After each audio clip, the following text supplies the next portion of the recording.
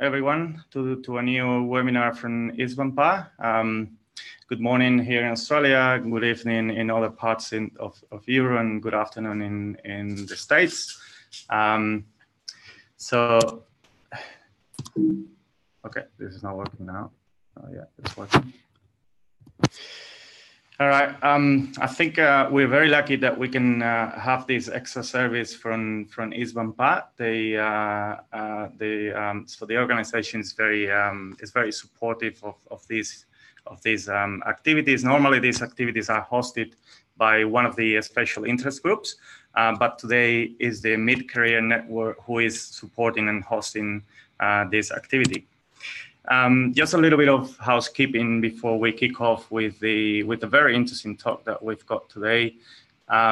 Normally the webinars get recorded and they are posted in the website of ISBNPA, so you will have access to the webinar afterwards.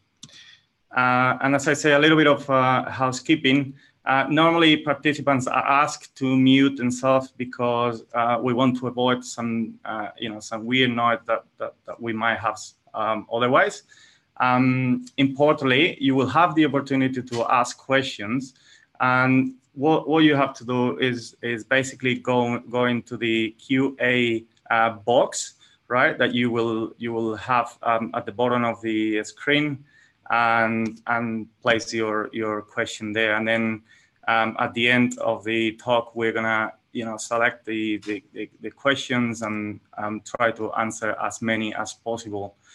You can also have the possibility at the end of raising the hand, and then if that happens and if anyone is keen to verbally interact with the presenter, that can be possible as well.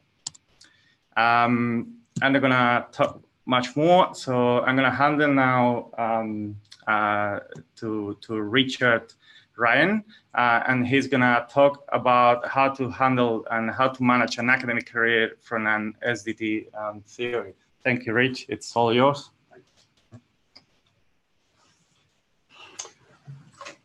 Well, good morning from Australia here. I don't know if any of you are familiar with an old Robin Williams movie, Good Morning Vietnam, but he used to say that, good morning Vietnam. Here we say, good morning ISBNPA around the world. It's early in the morning for us here. I'm here with Borja, and Borja's running the board here on this end of things. Hopefully it will go smoothly. And really, I'm here to talk today about growing and thriving in an academic career.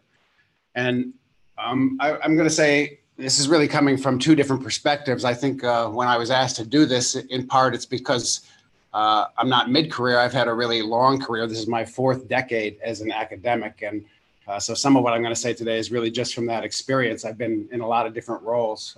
I'm a clinical psychologist. I'm a researcher and a theorist. I've been a journal editor. I've been a program head. So I've played a lot of different roles. And I've also been able to participate in academic departments around the world, some in Asia, some in Europe, and some in North America and Australia. So a little bit of variety in terms of what I've seen. And then I guess finally, because I've had the opportunity to have really great students over the years, I've myself helped to nurture about 50 PhDs, and along with that, DC in our program in Rochester, probably, the two of us have had about 100. So we've seen a lot of people launched into academic careers in very different roles, some becoming administrators later, some becoming academics, and some becoming clinicians. So hopefully I'll be able to address a wide variety of roles. But I suppose the reason I was asked to come here is really because of my work in self-determination theory. Our work in that area is really about a theory of human motivation, and also learning and wellness. And so it has a lot to do with what makes for a kind of happy and productive career over time. Self-determination theory has grown a lot. There's a lot of popular books that are out on self-determination theory, and a lot of them have to do with how to stay motivated in a career and how to be as productive as one can be in that. And I think in some ways when we come at self-determination theory, we're really thinking about how is it that we can really nurture our motivation and then the wellness that goes along with it. And I don't really want to talk for a long time today. I really want have this session be mostly question and answer. So I'm just going to make a few brief comments that mostly are coming from the self-determination theory perspective, and then we can launch into questions about mid-career management. When we think about nurturing a career, nurturing a life, we really think about three basic psychological needs that everybody has. And when they're satisfied, you're going to be happy in your job or your work. And when they're frustrated or obstructed in some ways, you're going to be less happy. Of course, we always are considering what are people's basic psychological needs, but our theory really focuses on three major ones. One is the issue of autonomy, whether you have the sense of freedom and choice and the sense of being interested and engaged in what you're doing in a willing way. The idea of relatedness, which is you're around colleagues and students with whom you connect and where you can feel like you can make a contribution and where there are people who are caring for you. And the third thing being competence, and maybe this is the one that's most emphasized in motivation theories around the world, which is how you can feel effective, how you can keep growing and learning. And all of these things are going to bear on whether people have a happy career. We think these things, these three things are so important that we call them basic psychological needs. And that's a strong word, but we really use the word to emphasize that these are things that are essential to a person's growth, integrity, and wellness. So that when you get them, even other things aside, you're going to thrive. But when in some way they are obstructed, that's going to be a problem for your career. It's going to be a problem for longevity and productivity. In fact, lots and lots of research, which I promise you I won't be reviewing this morning, lots and lots of research really speaks to the fact that the fulfillment of these needs is associated with more volitional engagement over time, more value for your job and your work, more persistence and sustained careers, and I think importantly to all of us, a lot more vitality, energy, and happiness in what we're doing. That makes it sound like it's pretty easy, a pretty simple formula, but maintaining a sense of autonomy, competence, and relatedness not always easy in our academic careers. I'm going to talk about some of the obstacles to experiencing these things on a pretty regular basis. Our research says these things are really important, not just for academic careers, but really for any job at all. I'm just going to cite a couple recent studies to illustrate that. We recently did a meta-analysis. It was led by Gavin Slemp of Melbourne and with Peggy Kern and Ken Patrick. And it was a meta-analysis of people's psychological needs in the workplace. And it involved, I think we reduced it to over 83 studies and 35,000 employees from across the world. And the pattern was pretty clear. If you were in an atmosphere that was pretty supportive, you were experiencing autonomy, competence, and relatedness in your work life, this led you to be more motivated on a daily basis in an autonomous way, to feel willing and interested and engaged in what you're doing. And this leads to a lot of great positive outcomes for employees, more well-being, less distress, greater work engagement, and positive work behavior. These results are not moderated by the type of work or by the country in which people reside. It's really a global phenomenon, which is if these are the things that you're getting in your workplace, these are the things that are going to lead to positive outcomes. It's not just a thing about your general workplace. On an everyday basis, we find that the satisfaction of these basic psychological needs matters in work life. On a day in which a worker is experiencing more autonomy, let's say an academic is doing the things that interest them or they value, on those days, we got a little technical problem here. On those days, they're going to feel more positive affect, more vitality, and really fewer physical symptoms. On days when you connect with your colleagues, the same thing going to happen. On days when you feel effective, that day that you write the article and you feel like you really hit it, or on the day when you give a nice lecture to your students, or on the day when an administrative meeting goes well, that's a day when you're going to feel not just more positive affect, but a lot more energized. So these things matter moment to moment. They also matter certainly across time and across a career. And so a lot of what I just want to emphasize in these preliminary talks is these are the things we want to be savoring as we engage in our career. And so that's really the point of this beginning part, is autonomy, competence, and relatedness. They really matter to us. And so just want to dig into that just a little more about some of the things that that involves in an academic career. I think I've been drinking a lot of coffee this morning. I probably should slow down in terms of how I'm talking, but anyway, it's early in the morning here in Australia, and it's a rainy morning, and I think I needed the coffee to get started here. So the first thing I want to talk about is autonomy in our academic jobs. And autonomy, again, really means that you're endorsing and willingly engaged in your activity. You feel like you're doing what you would choose to do. And this means like when you're teaching, you're interested in what you're teaching and you really value the activity of teaching. You want to be communicating the kind of information that you're teaching to the students around you. It's the same with scholarship. You know, if you're autonomous in your scholarship, you're pursuing your passions and your interests. You're researching the things that really matter to you. And at the same time, you're also finding intrinsic motivation and interest in what you're doing. And this is true even in the service roles that we play as academics, and particularly mid-career academics. We're involved in a lot of service roles. They have to do with committees and supporting students and supporting our younger faculty as they're coming up. And it's helpful in that you really endorse what you're doing, that you don't see the service as a chore that besets you, but rather something that you're engaged in because you understand why it's worthwhile and why it's really important to be supporting those people around us. You know, similarly in the relationships that we're in our departments and in our academic atmospheres, we don't want to feel pressured, coerced, or pushed around by the leaders around us or by the standards and evaluations that are ever present in academia. And we want to instead be on board with those things and understand that that's our mission. You know, we have a lot of rules, we have a lot of standards, we have a lot of demands that are put on us as academics. And you can still have autonomy in the face of those things as long as you understand those requirements and you endorse why they're legitimate. You know, it's true in the institute that we're in. There's a lot of pressure on us, I suppose, to publish. Yep. But hopefully that's not what's in our minds every day. What's in our minds every day is the value of what we're doing and the interest we have in it. That way you can even maintain autonomy, even in the face of some outside standards that might be around us. And be glad to talk more about that.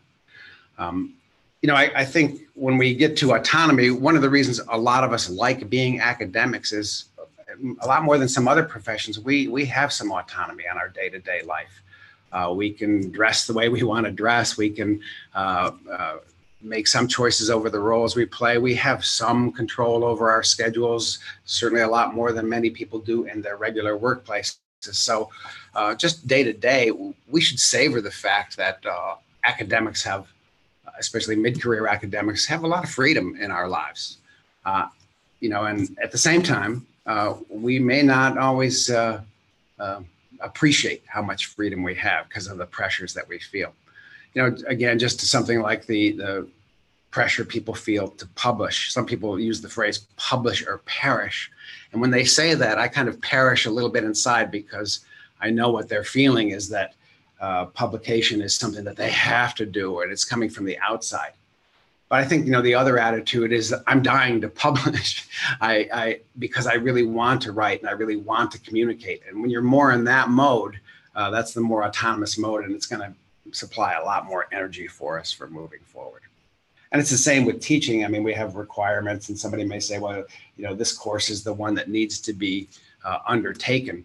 And it's a lot more fun to teach when you undertake that with a sense of, yeah, I can see why this is important, and I'm going to get behind this, and I'm going to make this meaningful for the students with whom I'm engaged. The reason I say that is it's not just because of being pro-social, it's because we enjoy our careers more when we take them from that autonomous perspective. And so I know, again, I'm not going to go into detail about self-determination theory's views of motivation, but we think there's a kind of continuum of motivation that really goes from feeling controlled by the external pressures and the ego pressures that we put on ourselves. But when that's the salient motivation that we're operating under, life is not as pleasant, and it's harder to sustain. And most of us want to be academics because we are intrinsically motivated for the areas that we work in, and because we really do think our work is important. You know, like Borja, who doesn't study SDT, he tells me, but did when he was younger, he does a lot of work on physical activity. He knows that that's really important, and he knows it affects the health of people around him. So he's integrated and identified with his work. And I see that he has fun here in the workplace, unlike some of the rest of us. He's enjoying his work on an everyday basis. So he's up at this right-hand side of the continuum of things, and that's what makes for a satisfying career. Now, so if we stay up at that end, of course, that's going to be one input into having a good experience at work. But the other has to do with competence and this feeling effective and successful in the things that we're engaged in. When we think about competence and self-determination theory, it's not just about getting positive feedback or having some things get published. It's really that we're also experiencing at the same time always new growth, always new challenges. We find ourselves learning and extending our abilities. And even somebody who's as old as I am really is still trying to do that. In order to keep my career thriving and alive, I want to learn the latest things and keep reading and keep finding out what my colleagues are doing. And that makes work more satisfying. And sometimes in the pressures that we have, it's easy to forget what opportunity we have as academics for competence. As academics, we first of all, we're in meaningful work, and we have opportunities to always find new things to learn and new challenges to pursue. Methods are always changing, the field is always changing, so there's always more to understand. It's an endless thing to be a scholar. We get to pursue as academics our interests and our values, and we get to be around knowledgeable people, even people who can spell the word knowledgeable, which I see is spelled wrong here. I'm not a great speller here. So we have all these opportunities for growth and for competence. That said, we also are constantly under evaluations, and we do get a lot of negative feedback. Every single one of us faces rejections from articles and critiques from our other scholars in the field, and that can be really discouraging in the context of a career. So again, we have to savor the fact that we have these opportunities for growth and stay resilient to the many critiques that we'll face every single academic. And finally, in SDT, we put a lot of emphasis on this third basic psychological need, which I think to be really essential to having a thriving and long-standing career, which is feeling connected and belonging to a group of scholars with whom you feel connected, who you care for and who you help out, and who also you can turn to when you have needs. I can't say enough about this issue of relatedness. For me, academics, the ones that I know who've been really thriving and succeeding are the ones who really know how to collaborate. I only see mostly upsides of collaboration. The more you can bring other people into your work, the more you can share the knowledge, the more you can tap into other people's ideas, the more exciting your work is going to be. And the cost of collaborating, at least in my view, and I'll probably emphasize this a few times in our question and answers, they're pretty low. There's no reason not to bring other people into your papers if they have expertise you don't have. You're going to learn something from that, and you're both going to gain.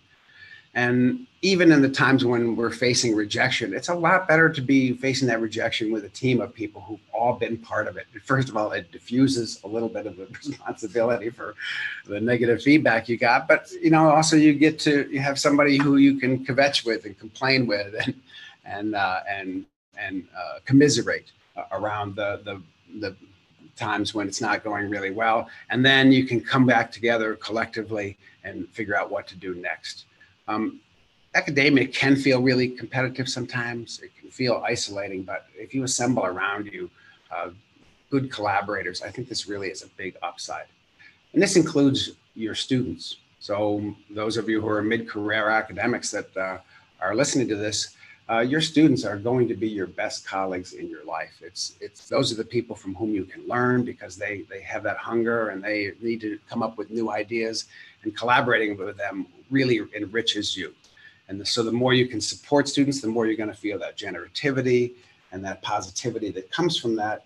But even though that's not our aim, when you do help your students to thrive, that comes back to help you out in the long run, because they are more interested in your ideas. They're more likely to want to carry them on. And then you get to have that kind of lifelong collaboration, which is just really great.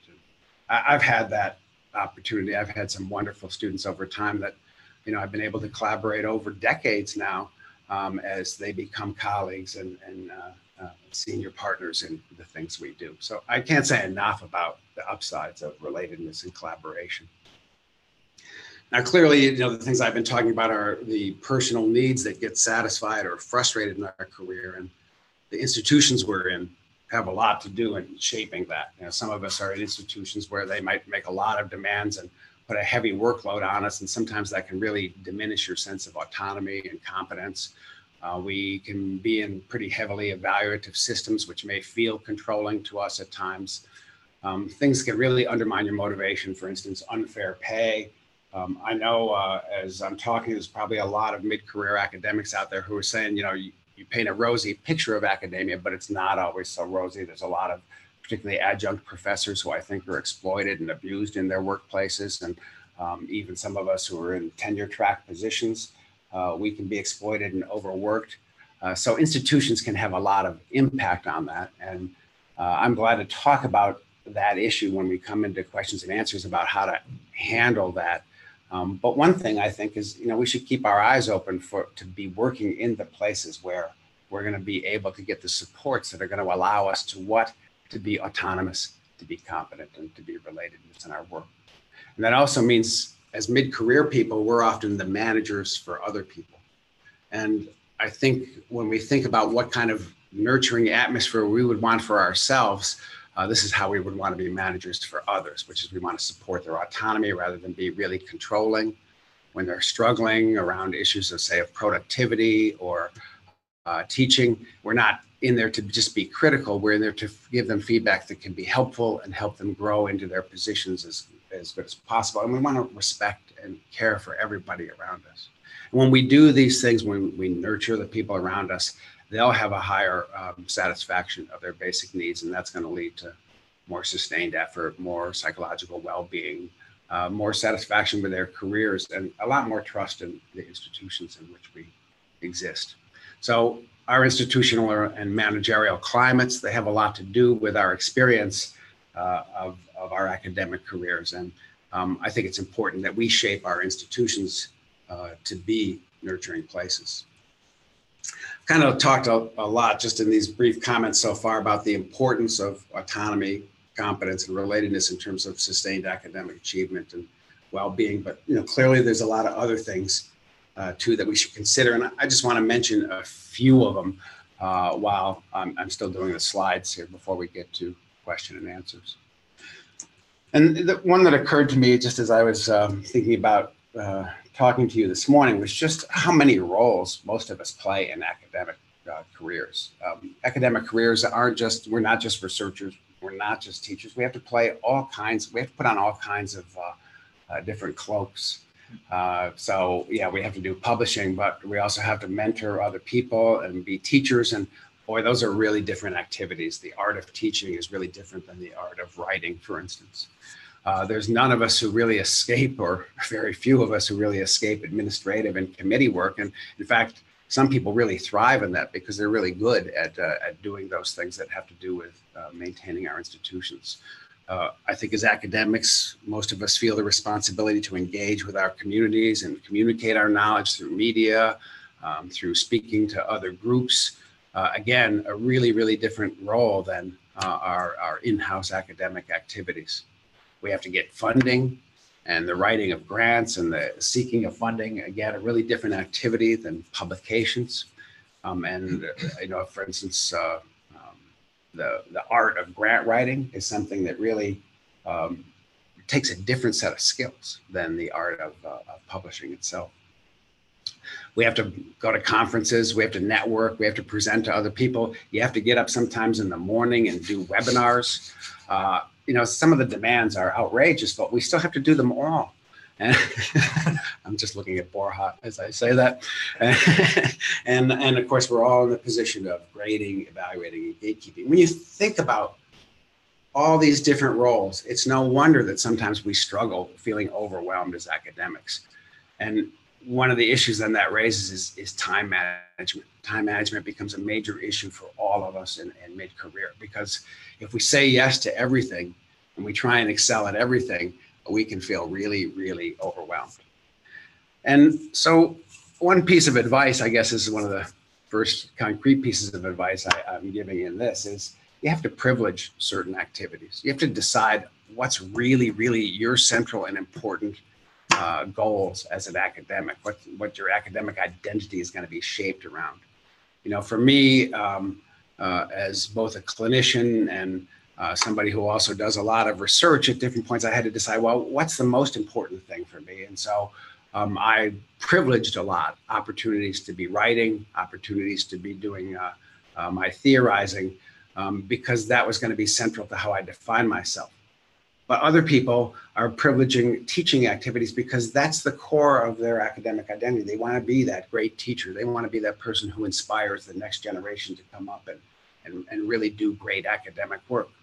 Still, other people that I've known and some former students of mine have really privileged their citizenship within their organizations and universities and become department heads and deans and things like that, because they've seen that's the priority, and it's those management skills they're really cultivating and developing.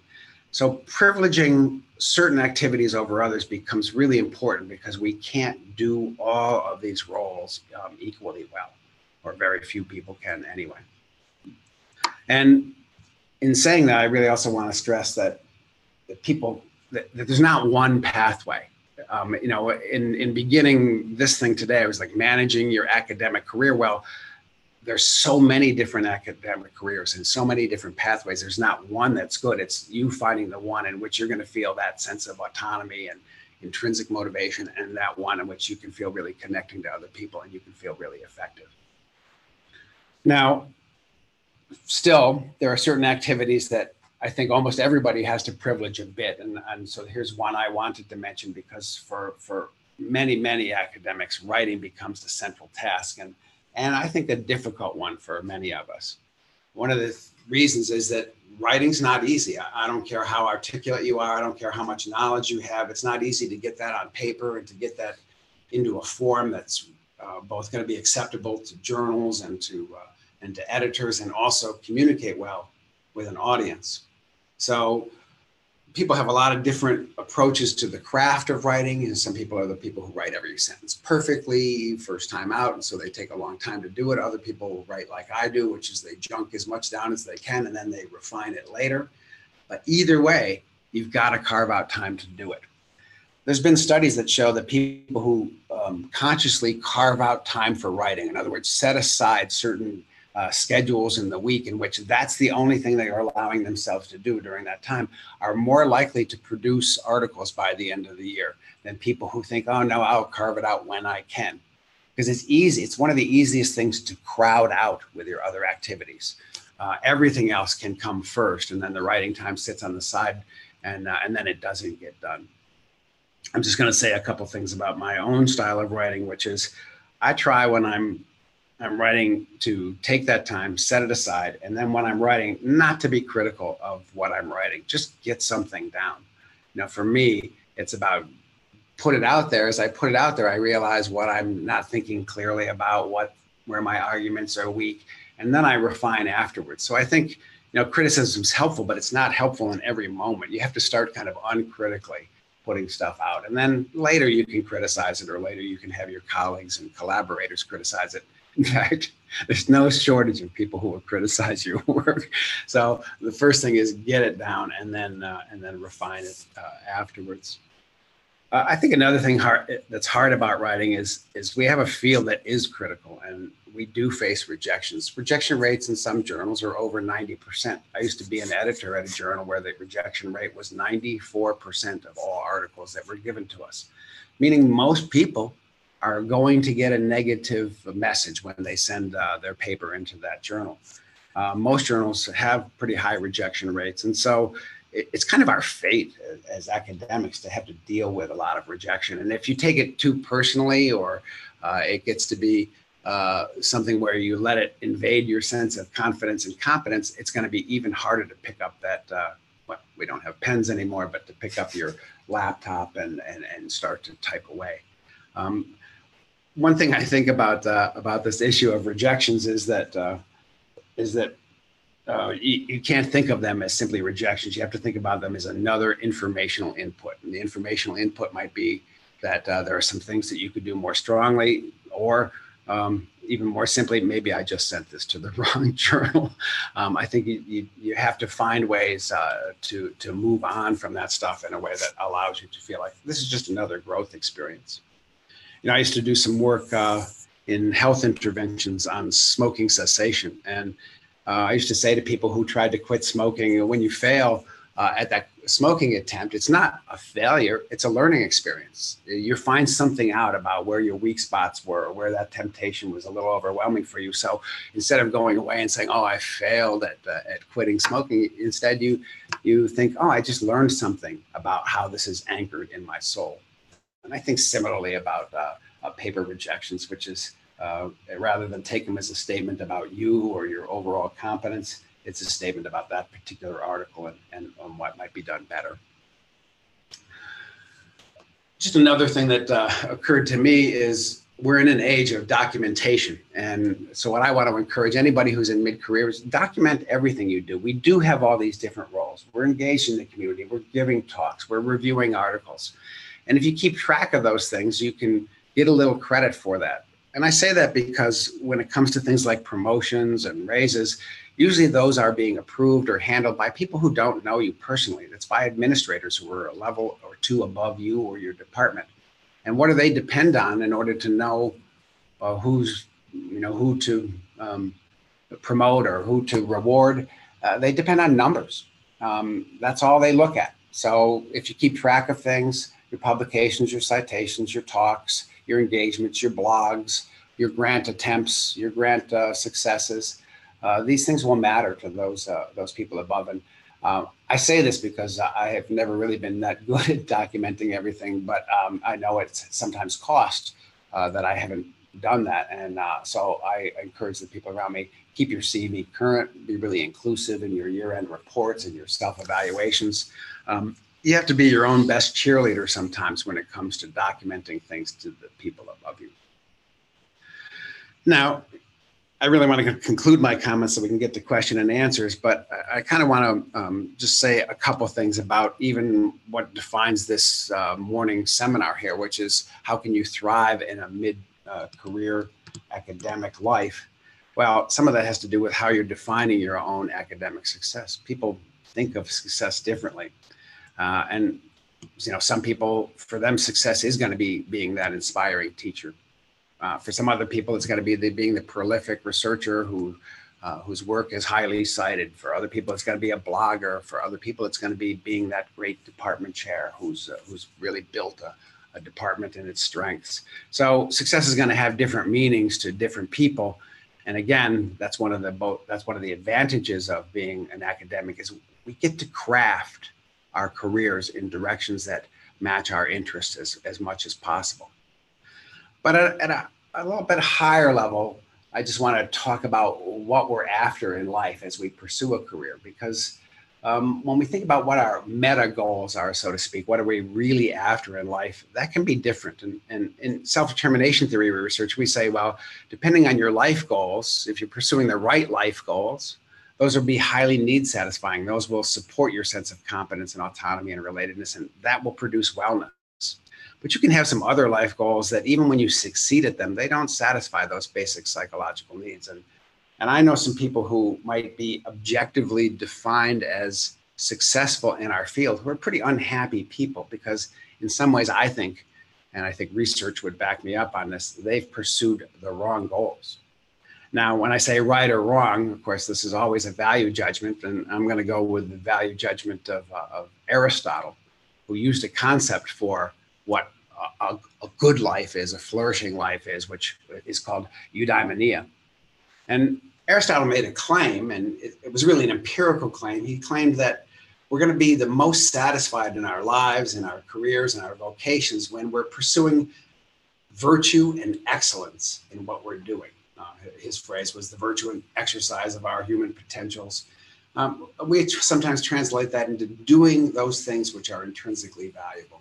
Those things we think are the most satisfying. And in SDT, we've done a lot of research on this. We ask people, well, what are your life goals? And people divide up a bit on this. Some people say, well, I want to make a lot of money, or I want to be famous, or I want to have status, and I want a really cool image out there and people to know I'm powerful.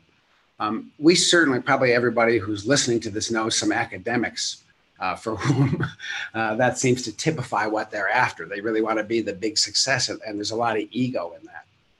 But there are other academics, and I think this is probably the majority of us who really go into this field because we want to contribute to science. We want to contribute to humanity. We want to give to the people around us and help create careers in the younger people that we encounter. And I think for academics, personal growth is huge. We go into this field because we love learning. We're trying to figure out what the meaning of the world is and how it works and how the human organism works. And these are things that are really our driving forces. And we call these intrinsic goals. And there's just been a lot of research on this. And again, I'm not doing a research review here, but research in self-determination theory says that people who are focused on those extrinsic goals of money, fame, status, they're pretty unhappy relative to the people who were going after the life goals of growth, of generativity, and of giving to the science and to the community. And this has been found all over the world. There doesn't seem to be a lot of international differences on this. It's there in all ages, but certainly in the age of mid-career academic workers, adult workers everywhere show this, and certainly in the field of education, as well as in business, athletics, and professional careers like law and medicine. The pattern's the same. People are happier when they're really focused on these issues of giving to others and growing personally. So, I'm not a person to judge what you're going to pursue and what you're going to set as your major goals. I'm only going to say here that from a research standpoint, and I think from a personal experience standpoint, the more you're pursuing a eudaimonic lifestyle, the more you're focused on those intrinsic goals, the more fulfilling your career is going to be. And in academia, we're really in a unique position to pursue a eudaimonic lifestyle because we are in a position to give to others and to continue to grow throughout our careers. We're not stuck in a one activity for the rest of our lives or a repetitive thing. We have some freedom. At the same time, we do see how easy it is as an academic to get caught up in ego involvement and status concerns and competition with other people and social comparison. And I'm just saying the more you emphasize those things, the more that's going to bring you down and make it harder to sustain a long-term career.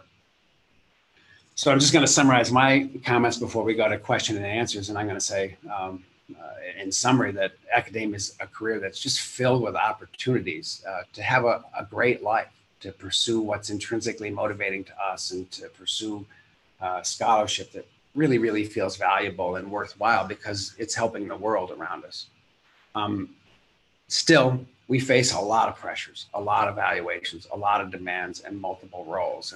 And among the problems that we have in mid-career is particularly time management, deciding what's the priority and prioritizing those things that are really at the core of what we'd like to accomplish and do.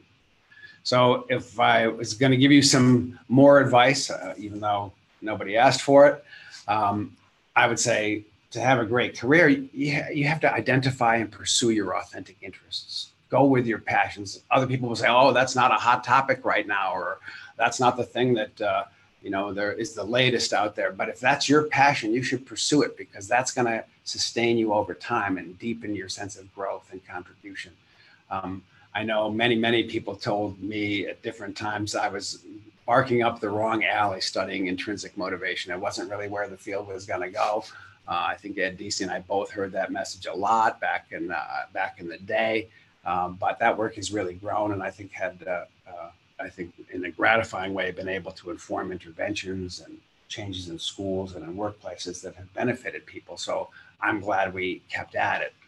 But those were our authentic interests, and I think I would say whatever yours are, those are the ones that you should be pursuing. And then keep learning, stay at the cutting edge, always try and stay up on that because that's how we grow and feel that sense of competence ongoingly. And the third thing is, I say here, collaborate, collaborate, and collaborate. low cost for collaborating, high payoff, high benefit, because that's part of what makes our careers really, really fun. So again, I think reflectively, think about what you're after, and the more you are organizing your life to give to others and to become as excellent as you can be at the things you do, the more that's going to be fulfilling. And as academics, we really can live eudaimonic lives that are need satisfying, and I'm hoping that's what all of you get. So with that said, I want to kind of move to questions, and Borja's going to help me out here by putting us back on video, and hopefully you'll have some questions that will be good for all of us. All right, I can see that there are a lot of questions up here, but if you don't mind, I'd like to start with a quick comment. Well, sure. Obviously, thank you very much for. Oh, you can come here next to me, so everyone can see it. So everyone can see that we are together. Well, thanks very much for this talk. It was really, really very insightful for myself, and I'm pretty sure for everyone that was listening to you. Just perhaps it's more a comment than a question that you can then take further. You know, SDT theory, I think it's very useful to keep that motivation throughout your career, and then, but it's also, or might also be useful to identify, you know, when things go wrong. It might be useful to identify why it's going wrong, right? So I think that might be an interesting perspective as to you know, that we can make use of your theory. Yeah. I don't know if you want to. Well, I don't want to elaborate on that much. I think part of my opening comment point was usually when things are going wrong, it's because it's one of these three things is going wrong. It's usually because you're feeling overly controlled or evaluated or pressured. That's killing your autonomy, or you're not finding the colleagues to connect with, either in your own department or in your field. Or, you know, you've gotten a lot of frustrations and competence. So those usually are the things. And of course, there's a lot of ways to correct that course. You know, there's one question that just come up here on the screen that relates to this, which is, it says a lot of times people find themselves in really tough positions in their particular university. And they've known this person here, this is Casey. Casey says, you know, a lot of successful academics have moved around a lot to different universities. And is that a good idea? Well, I certainly think it's a good idea if you're feeling a lack of autonomy or you're feeling a lack of relatedness in your particular place. I think that's a time to be looking elsewhere. And I think one reason some successful academics have moved a lot is because they're trying to find that ideal spot where they can really optimize their own career and feel that. I think it's always good to keep your eyes open. I didn't move a lot in my career because we had a pretty solid research group where I was. So we had that relatedness and that support for each other for a long time. But I looked a lot because I always thought, well, why not see if there's something greener on the other side? And I think that's a good idea to keep your eyes open. And sometimes when you look at another place, you realize, you know, maybe my place isn't so bad. Yeah. And and so there are advantages in that. Now, when I say that, I would never look at another place unless I was really serious about going there. So you don't tell people in your career, oh, I'm interested. You don't do that for reasons of upping a salary or getting more competition. You do it because you really might be interested in that place. So I would not do it lightly, but I do think it's good to keep your eyes open. Keep scrolling here. There's a long question here. Okay. So it says, one of the challenges that I'm facing moving into mid-career is the lack of ownership of research, and with it questions about competence and identity. With our research group, many of us are at similar career stage, so haven't yet had success in bringing a large-scale research funding, and we're building our research profile essentially through our PhD students' research. I then question the ethics of whether I can present these at conferences, whether I can talk about this as my research, and how to maintain satisfaction of competence. Any advice for maintaining satisfaction of competence when going through the early to mid-career transition? That's a complicated question. I heard a few questions in the question, and one of them was a quite concrete one. When you're working with students, is that your work or is that what their work? Obviously, they come with their own ideas and they're putting a lot of energy into it, but you're also supporting and sponsoring that. Hopefully, you're helping them craft that, refine that. And so to me, my work with students has always been collaborative work. I don't think of it as my work. I don't think of it as only their work. I think of it as our work. And therefore, I liberally present that work. Some of the work I presented you today was work that I did with Tim Kasser some time ago. Tim and I are colleagues, became colleagues over time, but we were even colleagues when he was a student. And therefore, when I was out presenting our work, I could do it with that sense of ownership, but I could do it with that sense of agency because I was really behind it. So I think that's a piece of it, is even when you're supporting students doing their work, when you're doing it collaboratively, you can feel that sense of competence in presenting it. I do think the issue of grant support, it's a really, really difficult one. If there's a high rate of rejection, it's out there in the grant world.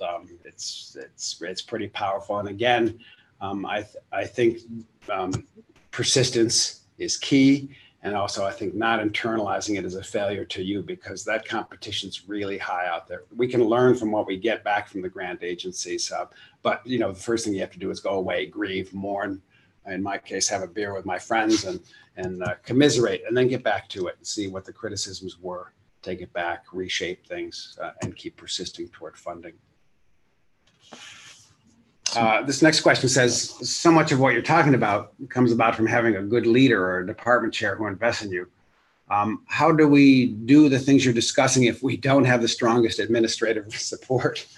Well, wow, that's a really good question, because I certainly know what you're talking about. I'm not talking about my present situation, but I certainly have had some bad leaders in the past who I have not felt supported me. And I don't know any academic who hasn't had that experience, to tell you the truth. Sometimes I think I use the following metaphor, which is when you have a bad leader, it's like you're standing in a rainstorm or you're in bad weather. And I think what I think to do then is to kind of put an umbrella up over myself as much as possible, and then all the people around me. It's about trying to stay resilient and protect yourself from the toxins that might be coming your way. And part of the reason I emphasize today what we can savor in our careers, the autonomy that we do have, the opportunities for growth that we do have, and our abilities to connect with colleagues, is because it's by doing those things that helps you be resilient to these kind of toxic environments that sometimes can come from bad leadership. Leaders typically, when they are really controlling, they're doing it because they have some bottom line that they're trying to get at, or there's some standards that they're trying to meet in their university. So they're also under pressure. And typically those bad leaders aren't enjoying themselves very much either. I pay attention to what it is that the leaders want around me, but I don't let it define my career. I think if you do that, then you kind of throw the baby out with the bathwater. I think the idea is to stay as resilient as possible. And then I think we also have some role in shaping who our leaders are within departments. People tend to, in some departments anyway, you have some influence over who might be at least your most proximal leader. So when you think about the leaders you choose, it's not always the most successful person. It's the person who's going to be the best people person in your department, who understands what academics needs and then supports that. I think there's another question related to moving workplaces. Okay. So Casey says, do you think it's important for mid-career academics to change workplaces for growth? You don't have to change workplaces for growth. We have opportunities. We have sabbaticals. We have opportunities to be visiting scholars other places. Even short stays can be really, really refreshing. Going for a week and staying with another academic group can be really an incredible experience. You get to see how they're operating. You get to be exposed to their ideas. Going to conferences. We're doing an ISBNPA webinar right now. Going to ISBNPA and talking to your colleagues, knowing what they're up to. These are all really refreshing. So you don't have to move to get that inspiration, but you do have to connect. You do have to network. You do have to play a role in conferences or visiting other people. And again, that's the fun of our careers is connecting with other people. I mean, for me personally, I can only say being able to do things like, go to the UK and study with Martin Standage, or go to Belgium and study with Martin van Stinkist, or work with my former students in different places. Really, really fun. Coming to Australia has been a good thing. Meeting new people like Borja and others here. You just learn new things. So you don't have to change universities necessarily, but you do have to get out. Okay. Wonderful. Let's see. How do you deal with family, wife and children, with mobility and sometimes instability of position? Well, this is a really great question. And truthfully, I know my wife happens to be probably listening right now, so I have to be careful in what I say. But people talk about work and family balance, and it can be particularly hard, particularly when you have two professionals in the family, but even when it's just one of you. And I also know that sometimes the tenure clock and the evaluation clock really runs against the grain of building families, particularly for women that I've known. Sometimes the tenure clock is really running up against the grain of some of their responsibilities in early childhood, and also for fathers. So it can be really, really tough. So this, in some ways, has to do with making sure you carve out time for family. That's probably more important than carving out time for writing. Carve out that time for family. Now, I work a lot. I've pretty much been a 7-day-a-week worker, but my own way of doing that was never work in the evening. So after 5 o'clock, I stop working. So in that way, you have family time. Other people have different solutions. They never work on Saturdays or Sundays, for instance, but they find time. You, again, have to set that aside. It's really, really important. Now, there's a lot of job instability out there. And of course, that makes it hard because moving means you're adjusting your family and every time. And I think everybody I've known who's successfully moved to a new place has spent some of that first months in moving really more focused on family and getting them settled and getting them to the right places, and then turning back to productivity. You can't yourself be a happy academic if your family's unhappy. That's just a fundamental fact of life. And I wish I had a better answer for you than that. It's tough. This is a balance issue, and family, I think, mostly comes first. That's right. You've got another one. Sorry. So that one. So it says, as a new researcher, it can be challenging to break in among a group of researchers that is always collaborating together. Any comments?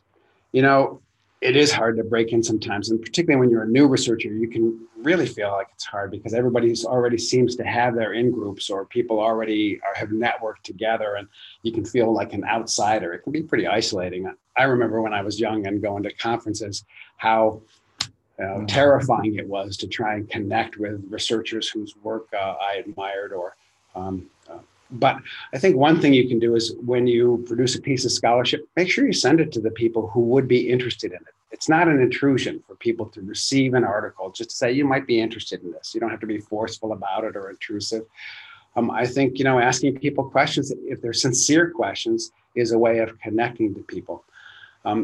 We all want to network in this field. And again, it can be kind of embarrassing or hard sometimes to do that, but we do have channels for doing that. And the main one, I think, is share your scholarship. Don't be shy in that regard. Make sure it's out there on ResearchGate. Make sure it does get to the people for whom it would have interest, and that will automatically open up some opportunities. I also think, again, just talking with people. Make sure you share even in your department. Sometimes it might seem like a closed group, but when you have a common interest and you say, hey, we have a common interest here. Did you see this stuff that I've done? Or I saw this stuff that you've done, and you're willing to engage on it. Connections will happen. Again, not always easy. If you're not finding anybody in your own department or in your local area that's doing the same kind of work or shares your interest, you do have to find them outside that. And that means more conferences, more networking until you can find that group.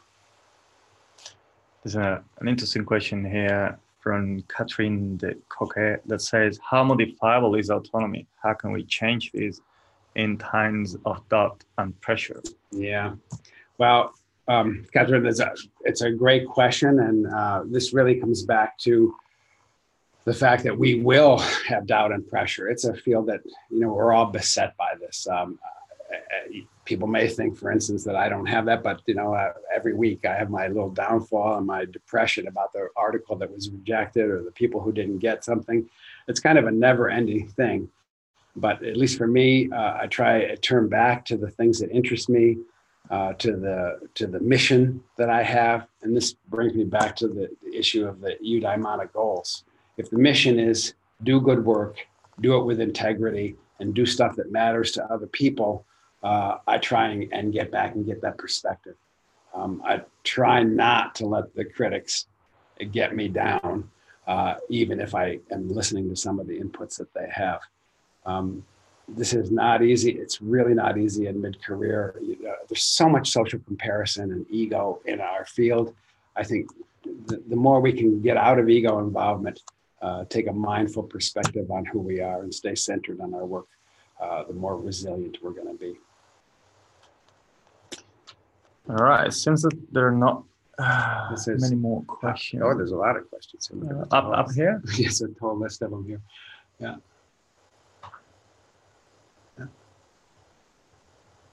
I think we've got through all of it. Here we go. So how do you keep yourself intrinsically motivated? Well, I think a couple things on that is, again, stay with your passions. But the other thing is switch up.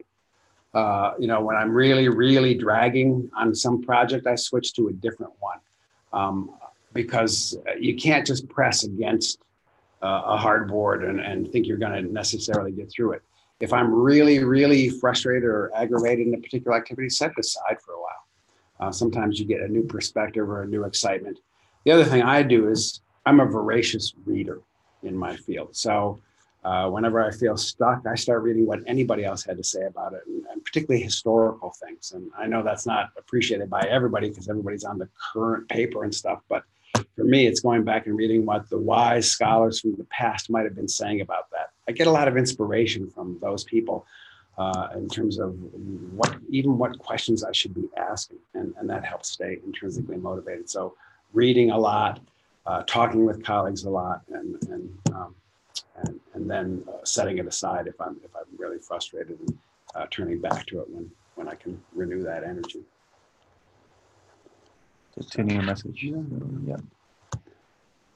So this one says, I'm currently developing an intervention for PhD students to improve basic psychological needs that aim to improve their overall well-being as young academics. Can you recommend methods, exercises, or approaches? And this is from Laura Weiss, and it says, what will be some suggestions for that? Well, the first thing is the very fact that you're developing a program means you're bringing people together. And those young people are going to be able to have some relatedness because they're going through a kind of cohort experience where they're hopefully talking about and sharing what's working for them and what's not working for them, and sharing ideas. So right there, that's already an intervention, just the very fact that you're thinking about that. And again, I think as you think about pursuing autonomy, it's helping them identify and have the confidence to pursue those passions. Again, everybody has advice in this field. They'll tell you, oh, yes or no to do this or do that. But but you've got to find your own thing. You've got to find that passion that's the one that you're really going to be able to sustain interest in over time. So that's a matter of the heart. And so I think you're providing a space in your intervention for people to reflectively explore that, to become mindful of what excites them and also what doesn't. That would be part of what I would be doing is at least creating a reflective opportunity that's also a shared one. I think that's really good. And then to be intrinsically motivated, you have to feel competent. So I think part of that might be exchanging about skills in terms of writing and grant work and statistical work. So sharing expertise, because when you share expertise, you can feel that sense of efficacy, learning, and competence, and that's a big part of intrinsic motivation. There's no intrinsic motivation without efficacy, but there's also no intrinsic motivation without passion and autonomy.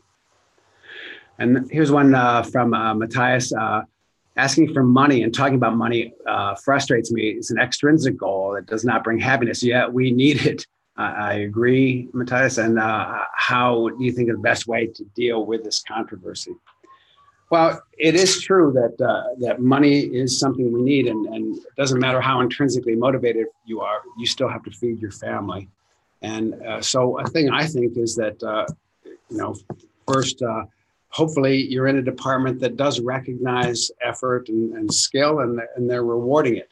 But when they're not, I think that's a time to have a conversation with your department chair or with whoever it is that's in charge of that allocation. It doesn't have to be confrontational. It just has to be with, I noticed this is what I got this year. I do know that some other people have gotten more. Can you tell me about that? Can you tell me what it is that I'm not meeting or what's expected? So at least then you know what the ground rules are, and you know what the structure would be to pursue that. I also think that's another reason to keep your eyes open for other jobs, because sometimes there's not opportunities for advancement within a particular place. And maybe there's a place, again, which will not only value your work, but will also reimburse you for it in a proper way. It's not wrong to pursue money, and that doesn't make you extrinsically oriented. Again, money is a kind of subsidiary goal to the higher order ones of how can I create the circumstance for me to give the most I can to the world while also supporting my family. So don't be embarrassed about asking for money. Have that straightforward conversation. At least you'll find out what the ground rules are, and then you can make choices about what your own options are. I don't think we have. Well, here's Antonio. He says, we're close to the end.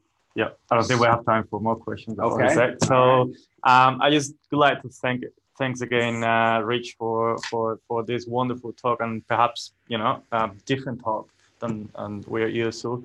And also, I would like to thank ISBNPA and MCN for hosting and supporting this webinar. So, happy academic life for everyone. Yeah, absolutely. Thank you. Yeah. Bye-bye. Thanks, Rich. Bye-bye. Bye. Bye.